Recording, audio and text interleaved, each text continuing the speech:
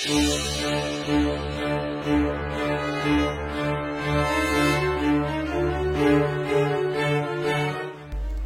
dibuka dengan memperlihatkan Arut yang sedang memimpin garis depan dalam pembantaiannya.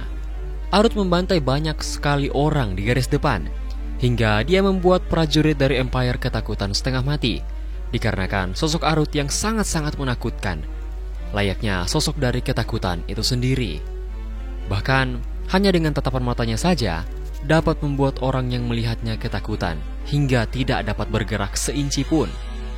Karena setelah orang melihat sosoknya, di kepala mereka sudah tertanam stigma bahwa nyawa mereka pasti akan dicabut oleh sang pembantai. Namun, dengan tiba-tiba, Arut pun terkena serangan kuat dari seseorang dan terlempar jauh ke belakang. Ed yang melihatnya pun bergegas pergi ke arah Arut yang terluka untuk memastikan kondisinya. Dan ternyata, orang yang menyerang Arut adalah salah satu dari para heroes, yaitu Krul sendiri. Di saat itu, Krul kemudian berkata kalau dia akan menghabisi Arut dengan sekali tebasan dan mengakhiri semua ini. Tentu, saat itu Ed mengetahui dari auranya kalau Krul tak sedang bercanda dan benar-benar berniat untuk mengakhiri hidup Arut. Di sisi lain, Arut terlihat sangat kesakitan dan mulai mengeluarkan necklace yang diberikan oleh Ririnel. Necklace tersebut terlihat sudah retak dan hancur. Di situ, Ed tahu bahwa itu dapat menangkal kematian setidaknya 1 kali. Dan jika itu sudah hancur, berarti serangan sebelumnya merupakan serangan kekuatan penuh dari Heroes.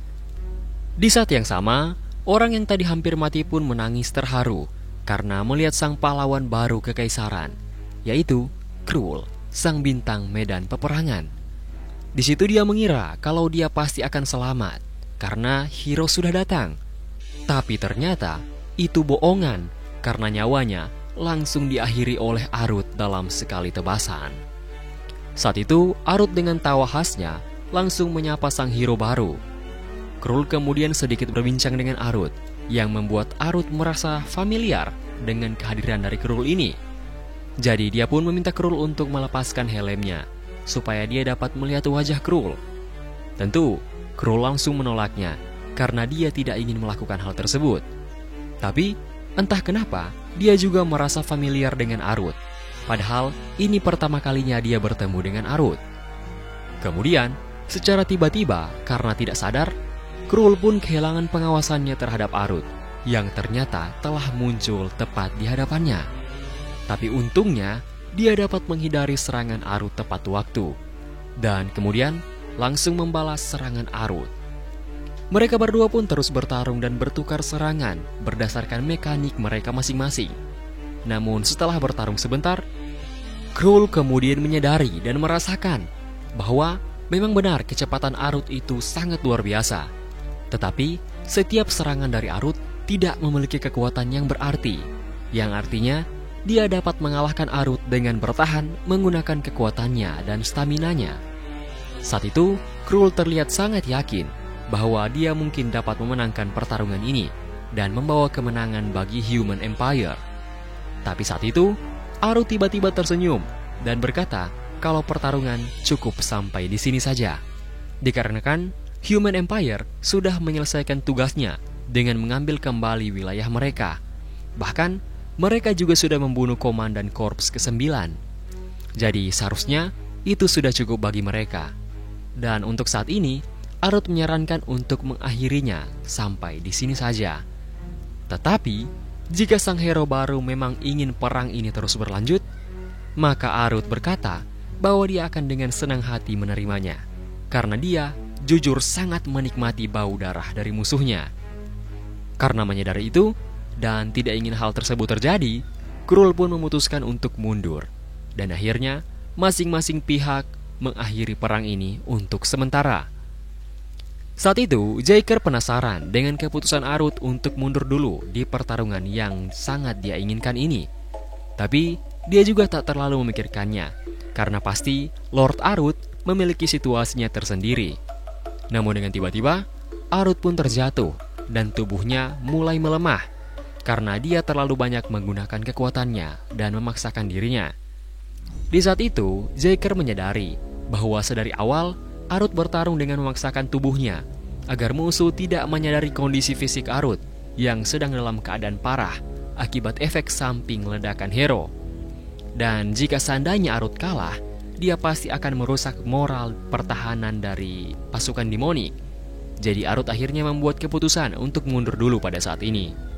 Dikarenakan kehebatan Arut dalam kemampuan dan pengambilan keputusannya, Jaeger sangat kagum dan merasa bahwa Arut memanglah pantas berada di posisinya saat ini, yaitu komandan dari Zero Corps. Di sisi lain, terlihatlah Ririnal yang sadar bahwa necklace yang dia berikan kepada Arut sudah rusak. Jadi karena itu, dia sangat yakin bahwa Arut pasti berada dalam situasi yang sangat berbahaya sekarang, dan mungkin Arut membutuhkan bantuannya. Dan karena itulah, Ririnal menjadi sangat berapi-api dengan niat untuk menolong Arut dari bahaya yang sedang menghampiri Arut. Di samping itu, pelayannya kemudian memohon agar Ririnal tak meninggalkan tempat, karena sihir perlindungan kastil Raja Iblis ini dilindungi langsung oleh sihir milik Ririnal. Jadi dia harus tetap di tempat untuk melindungi kastil Raja Iblis. Karena kalau tidak, jika situasi yang buruk terjadi, maka tidak ada orang yang dapat melindungi kastil Raja Iblis. Tetapi, walau bagaimanapun pelayannya memberitahu Ririnal tetap tidak mendengarkannya dan tetap berusaha untuk pergi menolong Arut. Cerita pun berlanjut pada Arut yang telah sampai ke kastil Raja Iblis. Dan saat itu, dia disambut langsung oleh Raja Iblis itu sendiri. Saat itu, sang Raja Iblis langsung memuji Arut berkat hasil pekerjaannya yang selalu sangat baik seperti biasanya. Tapi saat itu, Raja Iblis kaget karena melihat mood dari Arut yang sepertinya berada dalam situasi yang sangat tidak baik. Saat itu, Arut pun berbicara bahwa dia ingin menyampaikan suatu informasi tentang hero baru kepada Raja Iblis. Saat itu, Raja Iblis pun berkata kalau Second Commander Corps juga membawakan informasi yang sama, yaitu berkaitan dengan informasi dari hero baru. Mendengarnya, Arut pun langsung menjadi lesu karena dia mempunyai beberapa kenangan buruk dengan Second Commander Corps. Namun sepertinya Second Commander Corps sedang tidak bisa untuk bertemu dengan Raja Iblis dan juga Arut, dikarenakan dia memiliki pekerjaan yang sangat-sangatlah banyak. Singkat cerita, ternyata Raja Iblis yang sedang memberikan beberapa dokumen penting kepada Arut. Pada saat dia membacanya, dia pun kaget sekaligus merasa sangat marah. Dan tak lama kemudian, tiba-tiba Arut pun tersedar kembali. Dan dia menjadi sangat kebingungan kenapa bisa dia sudah berada di istana. Padahal sekarang ini dia berada di medan perang, seingat dia. Tapi yang membuatnya lebih kaget lagi adalah Ririnal yang sedang menangis sambil menempel erat kepadanya. Menurut ingatan terakhirnya, dia sedang menikmati sebotol anggur miliknya. Dan secara tiba-tiba, dia sudah tidak mengingat apa-apa setelah meminum itu. Jadi dia pun menyimpulkan kalau mungkin dia pingsan lagi setelah meminum anggur tersebut. Dia juga mengetahui kalau kalung yang diberikan Ririnal sebelumnya ternyata sudah rusak, yang berarti dia hampir saja mokat. Saat itu, dia pun menjadi sangat yakin setelah dia mabuk pasti telah terjadi sebuah masalah yang disebabkan oleh dirinya lagi. Saat itu dia terdistrek dengan kertas yang ada di tangannya. Jadi dia pun membukanya dan langsung kaget setelah melihat gambar sang Heroes yang ternyata bernama Cruel Heart. Di saat itu, Arut tertawa kecil karena kalau kita lihat dari nama asli Arut, yaitu Deonheart, maka berarti Cruel ini merupakan anggota keluarga kandungnya. Di saat itu, Arut pun mengalami flashback yang memperlihatkan kakaknya yang sangat dia sayangi dan juga sosok dirinya yang sepertinya sedang berada di atas mayat orang tua mereka. Di saat itu, Arut nampak sangat tersiksa, apalagi pada saat melihat dengan mata kepalanya sendiri bahwa orang yang paling dia sayangi menyakitinya, yang tidak mengetahui apa yang sebenarnya terjadi pada dirinya saat itu. Setelah mengingat hal itu, mendadak suasana hati Arut pun menjadi lebih buruk. Dan setelah menenangkan udahlah panggil Rinal aja bangke. Setelah menenangkan Rinal, dia pun meninggalkan Rinal setelah itu. Di saat yang sama, pelayannya kemudian mengkhawatirkan Rinal setelah melihat wajah dingin Arut. Tapi sepertinya pelayannya tidak perlu mengkhawatirkan Rinal lagi. Anjir, Rinal maksudnya. Karena Rinal sudah terlalu kepincut oleh si Arut. Setelahnya, terlihatlah Arut yang saat itu akhirnya mengingat apa yang terjadi dia saat pembicaraannya dengan Raja Iblis sebelumnya. Di sana Raja Iblis berkata bahwa mungkin Arut harus segera kembali ke Human Empire sekarang. Arut juga berkata bahwa dia memang berniat begitu dari awal, dengan tujuan untuk mengidentifikasi hero baru di Kekaisaran. Setelahnya, Raja Iblis kemudian memberikan Arut sebuah tanda sihir berupa segel pelacak dan juga sebuah jaminan untuk keselamatannya sebagai Zero Commander Corps dan juga sebagai hero dari Kekaisaran. Setelah mengingat itu, tiba-tiba Ed pun mengetuk pintu dan masuk ke dalam ruangan Arut. Di saat itu, Ed pun berkata kalau dia sudah tahu bahwa Arut akan ditugaskan untuk pergi ke Kekaisaran. Tapi sebelumnya, ada sesuatu yang sangat penting yang ingin dia sampaikan kepada Arut, yaitu sesuatu yang berkaitan dengan pembicaraannya dengan Raja Iblis sebelumnya. Saat itu, Raja Iblis menawarkan kepada Ed untuk menjadi Komandan Korps ke-9, karena sekarang kursi itu sudah kosong semenjak kematian dari Komandan Korps ke-9. Apalagi kalau dilihat dari kekuatan si Ed merupakan orang yang sangat tepat. Raja Iblis sangat mengetahui kemampuan tempur milik Ed, dan kalau dilihat dari pencapaiannya sampai sekarang, Ed memanglah sudah seharusnya diangkat ke posisi Komandan Korps.